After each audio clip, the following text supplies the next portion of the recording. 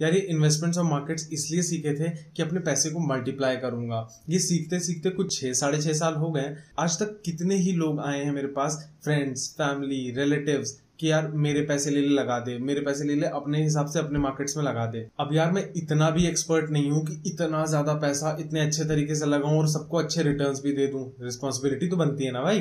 तो इस प्रॉब्लम के बारे में डिस्कस करते हैं, इस प्रॉब्लम के सोल्यूशन के बारे में डिस्कस करते हैं आज की इस वीडियो में। कैसे हैं आप सब? मैं दीपक त्रिपाठी चिंपलो की तरफ से एक नई फाइनेंस वीडियो लेके आया हूं। आइए समझते हैं। म्यूचुअल फंड नाम ही बता रहा है, म्यूचुअल यानी कि एक साथ, और फंड यानी इकट्ठा किया हुआ पैसा। हो गया, समझ गए सब? चलो अब अपने अपने घर जाओ। नहीं, म्यूचुअल फंड्स एक तरीके की बास्केट होती हैं। एक बास्केट जिसको किसी एक पर्टिकुलर एजेंडा के साथ बनाया जाता है। वो एजेंडा क्या होगा हम आगे डिस्कस करते हैं, बट अभी के लिए आप उसको एक टेबल की तरह समझिए। इस टेबल पे अगर मैं एक कैटेगरी में कुछ कंपनीज को लाऊं और उन कंपनीज का थोड़ा थोड़ा हिस्सा अपने एनालिसिस के हिसाब से रख दूं। सपोज मैं एक कैटेगरी लेता हूं, उस कैटेगरी में कुछ कंपनीज हैं XYZAB। अगर मुझे इस कैटेगरी में ये लगता है कि X कंपनी सबसे अच्छी है, तो मैं उस X कंपनी को थोड़ा ज्यादा खरीद लूंगा, बाकी कंपनियों को रिलेटिवली थोड़ा कम। उन सबको इस टेबल पे रख दूंगा। अब मैं अगर आपसे कहूं कि मेरे पास ऐसी हजारों टेबल्स हैं और एक टेबल मैं आपको 100 रुपए की देता हूं, तो वो 100 रुपए इस म्यूचुअल फंड की कीमत हो गई और ये टेबल एक म्यूचुअल फंड हो गया, जो कि एक पर्टिकुलर कैटेगरी में बनाया गया है और बहुत ही अच्छे तरीके से मैनेज किया गया है। अब मैं इसको हर कुछ महीने पे देखता रहूंगा। अगर मुझे लगेगा नहीं यार एक्स इतना अच्छा परफॉर्म नहीं कर रहा जिसको मैंने इतना ज्यादा पैसा दिया था, तो मैं एक्स से पैसे कम कर दूंगा और सपोज वाई या जेड में बढ़ा दूंगा। तो आइए अब इस एग्जाम्पल को रियलिस्टिकली समझते हैं। यहाँ पे मेरे सामने एक लार्ज कैप फंड है। कैप से यहाँ पे मतलब है कैपिटलाइजेशन, यानी कि इस कंपनी की मार्केट वैल्यू। कैपिटलाइजेशन इंडिया में कैसे डिफाइन की जाती है कि मार्केट वैल्यू यानी कि जो उस कंपनी की कीमत है, उस कीमत के हिसाब से इन कंपनीज को रैंक किया जाए। जो टॉप की 100 कंपनियां हैं वो लार्ज कैप में आती हैं, जो 101 से 250 तक की कंपनियां हैं वो मिड कैप में आती हैं, और जो 251 के नीचे हैं वो सारी स्मॉल कैप में आती हैं। तो ये जो फंड बना है ये लार्ज कैप की यानी कि उन 100 कंपनियों का मिक्सचर बना के बना है। इसके अंदर अलग अलग कंपनियां अलग अलग वेटेज में होंगी, जैसा कि हमने अपने एग्जाम्पल में टेबल से समझा था। तो ये लार्ज कैप फंड ये टेबल है, और इस टेबल में जो कंपनियां रखी ये उन्हीं 100 कंपनियों में से अलग अलग पोर्शन में सारी कंपनियां रखी गई हैं। कैटेगरी क्या है कि ये लार्ज कैप कंपनीज हैं। आइए अब जल्दी से देखते हैं कि ऐसी कौन कौन सी कैटेगरीज हैं जो बहुत पॉपुलर हैं। ये सबसे पॉपुलर और सबसे फेमस है इंडेक्स फंड। इंडेक्स फंड यानी कि निफ्टी, सेंसेक्स, इस तरीके की कैटेगरी बनाई जाती है। अगर निफ्टी फंड है तो निफ्टी में जो सारी कंपनियां हैं ये कैटेगरी सिर्फ उन्हीं कंपनीज को अपने पास रखेगी और बाकियों को एलिमिनेट करेगी। तो इसकी इन्वेस्टमेंट्स इंडिया की टॉप 50 कंपनीज में है। ये एक और एग्जांपल। यहाँ पे कैपिटलाइजेशन, जैसा कि हमने समझा था, कैपिटलाइजेशन के बेसिस पे इस तरीके के कुछ म्यूचुअल फंड्स बन जाते हैं।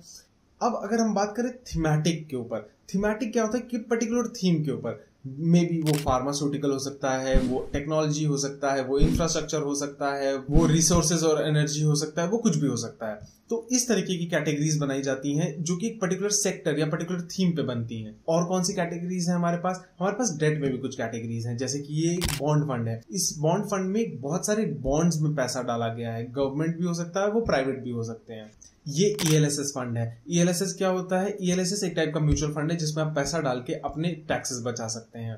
ये गोल्ड फंड है। इसमें गोल्ड के ETFs और गोल्ड के बॉन्ड्स में पैसा डाला जाता है। तो इस तरीके से हम एक बास्केट बनाते हैं अलग अलग कैटेगरीज की। ये था एक क्विक ओवरव्यू कि कौन कौन सी कैटेगरीज अवेलेबल होती हैं म्यूचुअल फंड को लेके। ऐसी बहुत सारी कैटेगरीज हैं। बहुत सारी कंपनियां अपने तरीके से अपने फंड्स बनाती हैं और उसे पब्लिक करती हैं, जिनमें आप इन्वेस्टमेंट्स कर सकते हैं। पर ये बनाता कौन है? AMC, asset management companies.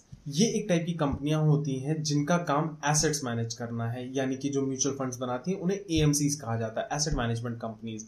India में अराउंड 44 AMCs हैं हमारे पास, जैसे कि HDFC mutual fund, Tata mutual fund, ICICI Prudential mutual fund, Mirae asset management और भी बहुत कुछ। तो ये सारी जो कंपनीज हैं ये सारी AMCs होती हैं जो कि अपने अपने म्यूचुअल फंड्स बनाती हैं। जैसा कि हमने डिस्कस किया था, ये सारी कंपनीज वो सारी कैटेगरीज में म्यूचुअल फंड बनाती हैं और आप इन कंपनीज के पोर्टल्स पे जाके अपने म्यूचुअल फंड्स खरीद सकते हैं। अब बात करते हैं कि म्यूचुअल फंड्स में इन्वेस्ट करने के तरीके क्या होते हैं। मेजरली म्यूचुअल फंड्स में इन्वेस्ट करने के दो तरीके होते हैं, एक SIP और एक लमसम इन्वेस्टमेंट्स। एसआईपी क्या होता है? एसआईपी एक टाइप की अग्रीमेंट होती है, एक टाइप की जबान देना होता है कि मैं हर महीने की इस तारीख को तुम्हें इतना पैसा दे दूंगा। यानी कि म्यूचुअल फंड कंपनी जिस म्यूचुअल फंड में आपने पैसा लगाया है उस म्यूचुअल फंड को एक फिक्स तारीख को हर महीने आपको खरीद के दे दिया करेगी और आपके पैसे उसमें इन्वेस्ट हो जाएंगे। तो मार्केट कुछ भी हो, ऊपर हो नीचे हो, आप हर महीने कंसिस्टेंट बेसिस पे उस म्यूचुअल फंड की थोड़ी थोड़ी यूनिट खरीदते रहेंगे। जैसा कि हमने टेबल वाले एग्जांपल में लिया था, मेरे पास हजारों टेबल्स हैं ऐसी, तो आप हर महीने एक एक दो दो टेबल जितना भी आपकी उस अमाउंट में आ रहा होगा वो आप हर महीने खरीद के अपने पास रखते जाएंगे अपने पोर्टफोलियो में। इसके क्या फायदे होते हैं हम आगे डिस्कस करते हैं। दूसरा तरीका होता है लमसम इन्वेस्टमेंट्स। लमसम इन्वेस्टमेंट्स का मतलब है कि मेरे पास एक चंक ऑफ पैसा है, सपोज मेरे पास 3 टेबल खरीदने जितना पैसा है, मैं हर महीने नहीं डाल सकता, लेकिन मेरे पास अब आज की डेट में 3 टेबल खरीदने का पैसा है, तो मैं 3 टेबल्स को एक साथ खरीद लूंगा और अपने पोर्टफोलियो में रख लूंगा और वेट करूंगा कि इन टेबल्स में जो कंपनियां हैं वो ग्रो करें और मेरा पैसा ग्रो करे। हमने बात की इस टेबल की प्राइस की। सो अगर हम म्यूचुअल फंड्स खरीदते हैं तो हमें क्या प्राइस देना होता है, उसे क्या बोलते हैं? जब हम कोई भी फर्नीचर खरीदने जाते हैं, प्रॉपर्टी खरीदने जाते हैं, तो हमारे पास एक सेलिंग प्राइस होता है, उसे यूजुअली हम सेलिंग प्राइस के नाम से जानते हैं। शेयर्स खरीदते हैं तो हम उसे शेयर प्राइस के नाम से जानते हैं।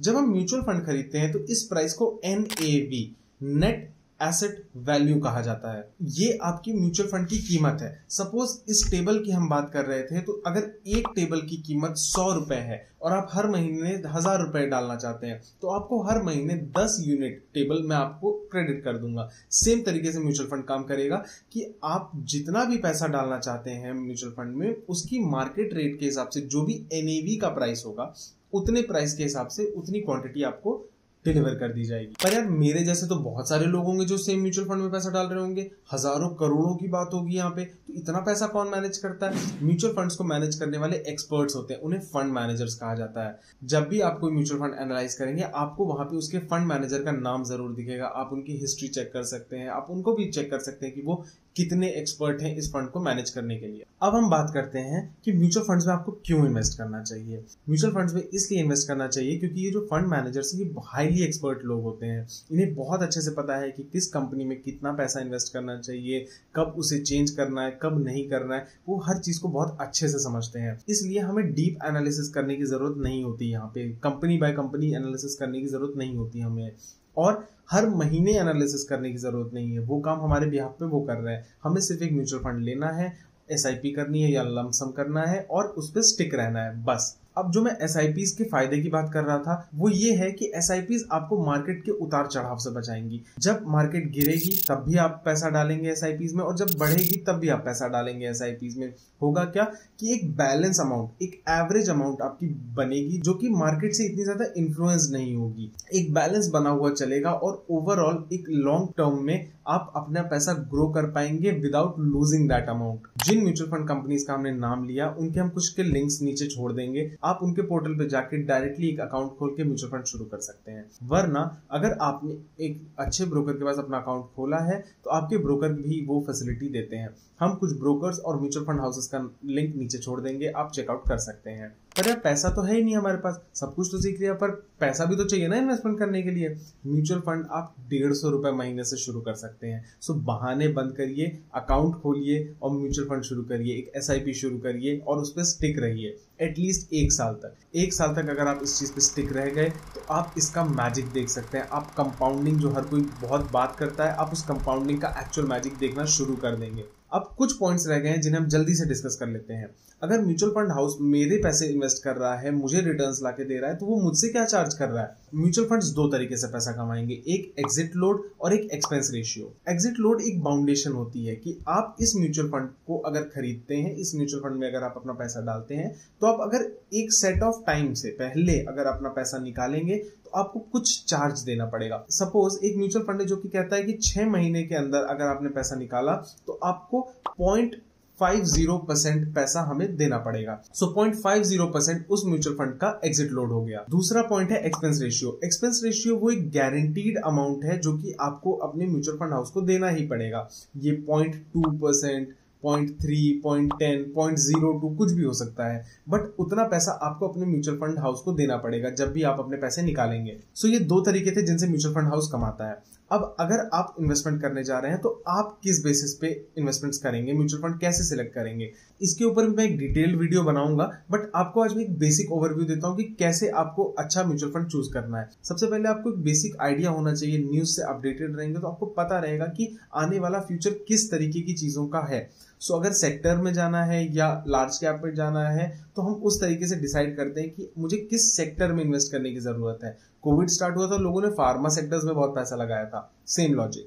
तो सबसे पहले आप ये फिक्स करेंगे कि आपको पैसा किस टाइप के म्यूचुअल फंड में डालना है। उसके बाद जब आप एक टाइप के म्यूचुअल फंड अलग अलग कंपनीज के कंपेयर करेंगे तो आपको सबसे पहले कंपेयर करने की जरूरत है कि उस म्यूचुअल फंड में कंपनीज कैसी हैं, किस कंपनी को उसने कितना ज्यादा वेटेज दिया, किसी एक कंपनी पे बहुत ज्यादा पैसा तो नहीं लगाया या किसी एक कंपनी को बिल्कुल ही निग्लेक्ट तो नहीं कर दिया। ये सारे फैक्टर्स आपको थोड़ा थोड़ा ध्यान में रखने की जरूरत है कि वो एक बैलेंस पोर्टफोलियो होना चाहिए, वो सभी कंपनीज को इक्वली ट्रीट करे। थोड़ा बहुत कम ज्यादा जरूरी है बट बहुत ज्यादा फ्लक्चुएशंस ना हो। फिर पॉइंटर्स आते हैं CAGR और XIRR।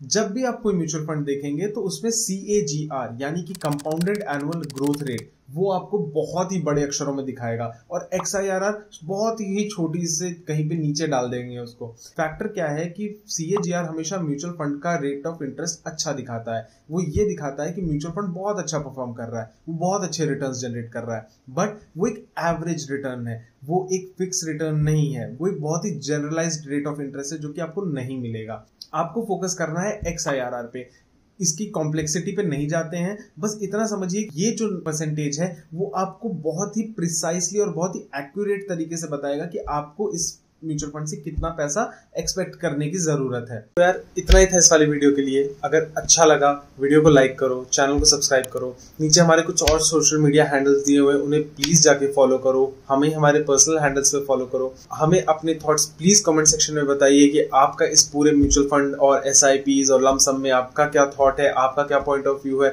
आप अगर इन्वेस्टमेंट्स करते हैं तो कैसे करते हैं, आपकी क्या साइकोलॉजी है, आपकी क्या स्ट्रेटेजीज है। हमें ये वो सब पढ़ने में बहुत मजा आएगा। तो मिलते हैं अगली किसी ऐसी ही वीडियो में जिसमें हम नॉर्मल बातचीत करेंगे और कुछ फाइनेंस सीखेंगे। Thank you.